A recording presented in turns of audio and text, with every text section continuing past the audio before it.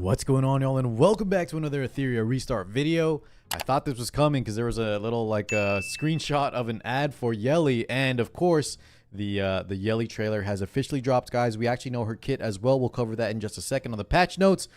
Without further ado, thank you so much for tuning in. Let's go ahead and check out the new character and what we have in store for this week in Etheria restart. I will be playing this, guys, on mute just in case. In some other games, if you try to record or react to a video, they will demonetize you. So for now, let's go ahead and just watch this together. If you do have a chance, though, I did already kind of see it a little bit with the sound, and it was very nice. So go ahead and check that out when you get a chance after watching this.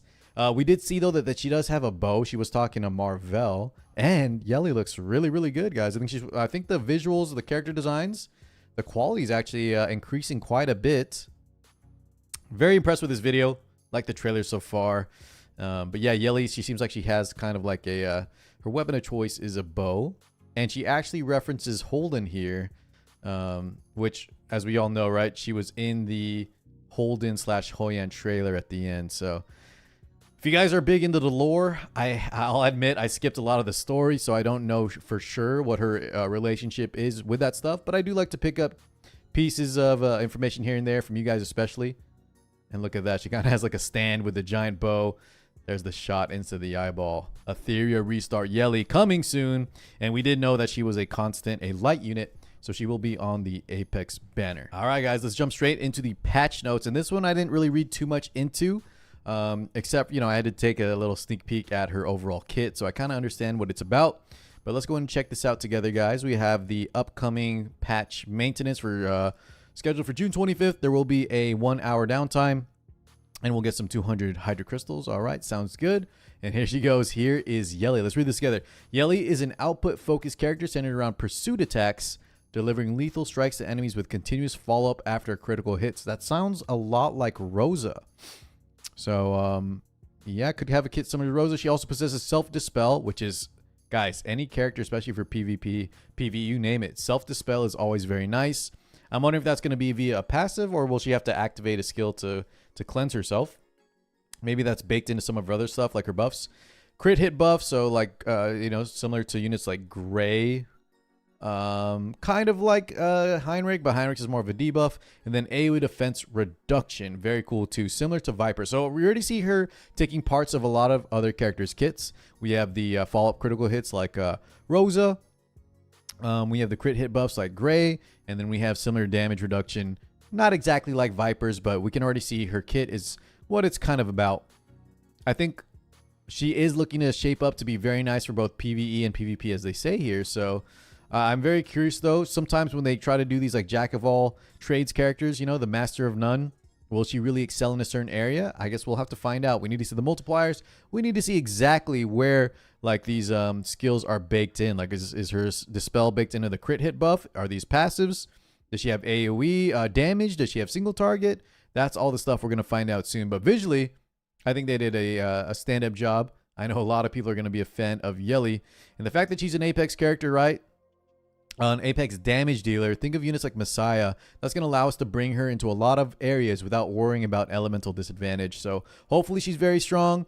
And hopefully you guys are able to pick her up if you're interested. We'll have to see exactly how her kit works. But you guys can expect me for sure to be summoning for her. And I'll go ahead and give you guys an early test preview and rundown if you should pull her or not as we approach her release date, which is right this Thursday. It should be global server 626. Yeah, I believe that is Thursday. All right. There's going to release a skin with it. So that is nice. I do hope, guys, that they start releasing skins that aren't just recolors. You probably heard me say this in previous videos. But I really would like to see some, skins that aren't just color palette swaps. New gameplay release. We got a Cage Rumble. Cage Rumble is a multi-hit boss solo challenge mode. Oh my god, is it Nico Nana? Oh no. If you guys haven't fought, Nico Nana in the Ethernet Rally, the 3rd stage, it is extremely difficult. Most players can't even do it. And the gorilla, will actually steal one of your party members. Is that what this is going to be too? Designed for all hyperlinks, will act individually to organize teams. Freely combining your lineups to freely take on a series of boss and progressive battles. It's like a boss rush kind of thing. That's cool. Earn battleable points based on your performance and claim generous rewards. All right. I hope this is fun, guys. I like so far I've liked most of the Etheria events. It's just when they really limit, like, let's say the train event, for example. Let me know what you guys thought of that. But if you weren't lucky enough to have, like, Mio, Kraken, or I think it was Mio, Kraken, or like Marvel ready to go alongside like Shiata, you kind of struggled in that mode a bit. So hopefully it's not too restricting and it's just fun, a little bit challenging, and gives good rewards. I do like the Etheria events for the most part. All right, so they're adding some anti-sync stages. I'm still stuck on the Heinrich one, guys. Let me know where y'all are at in anti-sync. One quick note, and I know this is just a preview. I shouldn't be giving y'all tips here, or not tips, but you know, suggestions. If you haven't already, try to get to anti-sync level 40, excuse me, Ember Trek level 42. And I know that could be really tough for some of y'all, and I know the boss is a pain. But try to keep an eye out, guys. We're wrapping up at the end of the month, and you do get a gold lattice there. You technically get 2 if you count the challenge achievement, but I believe that will carry over. So no need to rush to get like the double, but you will get 1 if you are able to complete Ember Trek 42 by the end of the month. And I think we'll be able to do that again next month. All right, let's see the issue fixes for gameplay. Fix an issue for Cubic Game event. Okay. Some Cubic Game fixes. Good. I don't know if y'all noticed this. You can't read some of the Cubic Game cards. And we actually found a new card on stream that a lot of people haven't seen yet. And so that would have been nice to know. We actually messed up our run because we couldn't read it. Shell Story, random events. Okay. Some union changes. I'm trying to find, guys, most of these are like little small changes, either in terms of like, yeah, like readability, quality of life. But sometimes you have some really major changes that you need to look out for. Boss Worm and Union Anchor. Fix an issue in Dahlia. Okay, that looks like just dots. Oh. Nico Nana. There was actually one, I don't know if they're going to fix it, but Ethernet Rally. Yeah. Is it Ethernet Rally? It was not Dahlia, but Sharon. There it is. Corrected an error in boss's mechanic tips, and the link is not immune to all debuffs. The description has been updated to say she's immune to all control effects. Okay, so it was actually intended that she could be hit by dots, but her tooltip actually said, just like the other versions of Sharon, that she's immune to dots. So I wasn't sure if that was bugged or not. Looks like it was just a tooltip error. Fixing. Oh, okay, guys, this one is interesting. So I did make a video on this. I don't know why my browser keeps highlighting everything when I fully select. I think it's Windows is trying to copy paste it, but I made a video talking about you could get experience in Ember Trek. You know, if you do like the Heinrich, the Lilith stage, you can do some quick runs for a little bit of XP.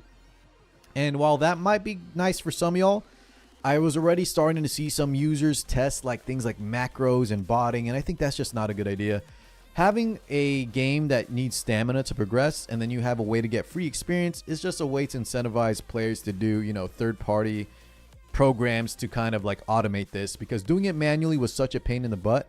I don't know many people that actually did this for extended amounts of time, but if it was kept in the game, then you kind of feel maybe pressured to stay competitive and do it. So I'm honestly glad they took this out, guys. I know that seems kind of weird to get rid of like free XP, but just understand, at least from my mentality, that this was going to cause the game to become, you know, it was going to cause more harm than good, essentially.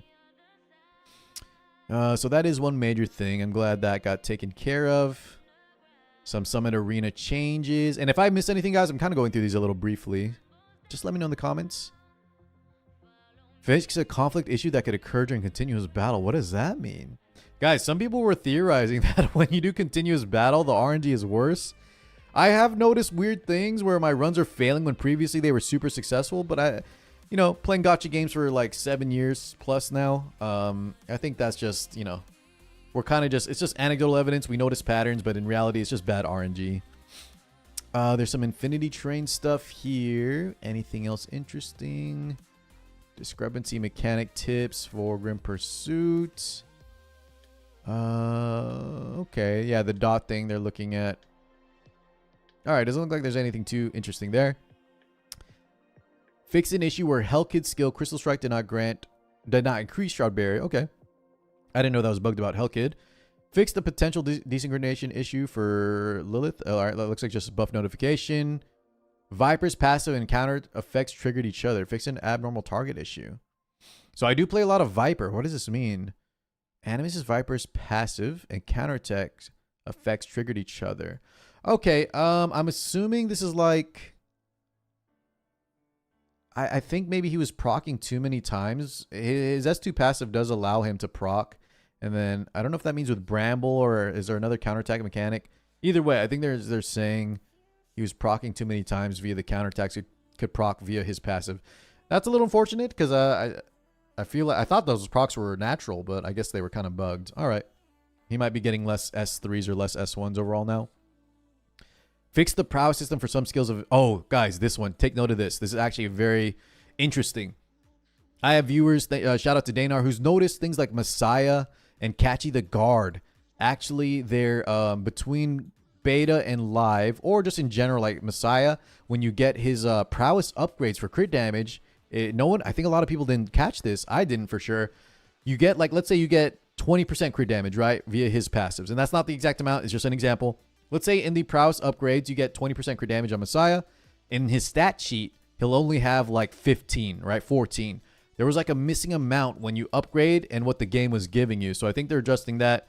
Y'all might, those of you that play Messiah, you might get a little bit of a damage boost there. That's kind of nice. Catchy the Guard, though, was actually running a little slower base speed than other characters. So I don't know if that means he's going to be slightly faster. And if you weren't aware, guys, Catchy the Guard, the Dark unit, is on the rise. This dude is one of the free-to-play saviors of the game. If you don't have Lily, things like that, there's a lot of things he can do and help you out. So take note. I'll probably make some more videos about that. With that being said, is there anything else here interesting? There was some nice little tidbits, and I like these changes. But overall, nothing major in terms of nerfs, buffs, things like that. Amber. Oh, this one. If y'all didn't know about this, guys, I was trying to not talk about this one too much because it was definitely a bug. But I have a video people were sharing with me where Tiamat on Amber was like living forever in PvP and just not dying. That was clearly a bug. And yeah, I'm glad that got fixed. Same thing here. It looks like there was a buff tip for Revelation. But it looks like, guys, a lot of people are wondering if Revelation might get nerfed. If it was already nerfed, whatever. I think Revelation is good to go for now. Looks like they're not even touching it for PvP. So that's nice. If you've been farming those Revelations. I know I have. All right. These are all kind of just some chat stuff. UI optimizations. I think that's about it, guys, for the bulk. Ooh, increased daily quest rewards. Enhanced gameplay stability. All right, that's good. So more daily quests. Increased Etheria ranking rewards. Expanding from top 100 to... Okay, so they make this a little easier, but man, top 200 still, you know. All right. I guess some more PvPers will get in there. And then you watching that are like PvP experts. Monthly supply card daily. They're actually adjusting some of the hyperlink charters for the later shells. Okay, if you guys haven't been doing your Fearless Arena stuff, it seems like they lowered this. I believe it was 3 times. Now you only need 2 times per week. If you guys didn't know, the Fearless Arena is like that tournament bracket. And you can get stabilizers, you can get summons. It's really nice to do, even if you end up losing. You will still get some stuff for just participating. Reduce the ultimate skill. Oh, all right. I've been actually tanking the Shadow Guard on stream, guys. If y'all need if y'all need Phantom Triple S carries, you can stop by my live streams. I've been helping people out because no one wants to tank the Shadow Guard, the dark boss. It's really tough, but it seems like they lowered the damage. That's kind of nice. Optimize blue dot notification. Did they take out the blue dot for summons? That's what they need to do, really. Visual performance of Hellkid. Okay. Not seeing too much here besides like just stability, minor changes. Oh, they nerfed Tiamat, guys, in Ethernet Rally. I actually just did this today. I had to create a super fast obol and keep stunning the Tiamat with Codex of Magic because she just did too much damage. So I'm guessing they made that easier, as well as Nico Nana. Okay, so if you guys were on the 3rd stage, they're making these a little bit easier for us, which is very nice. All right, I think that wraps things up, guys. A nice way to wrap up the video. If you haven't already, please stop by one of the live streams. I'll be pulling for Yelli this week. I sometimes have guild spots for y'all. I do Phantom Theater Triple S carries. And yeah, I would love to see y'all there. Otherwise, thank you so much as always, guys. For those of you that watch the videos, comment, like. Thank you so much. I will catch you all in the next one. Peace out, everybody.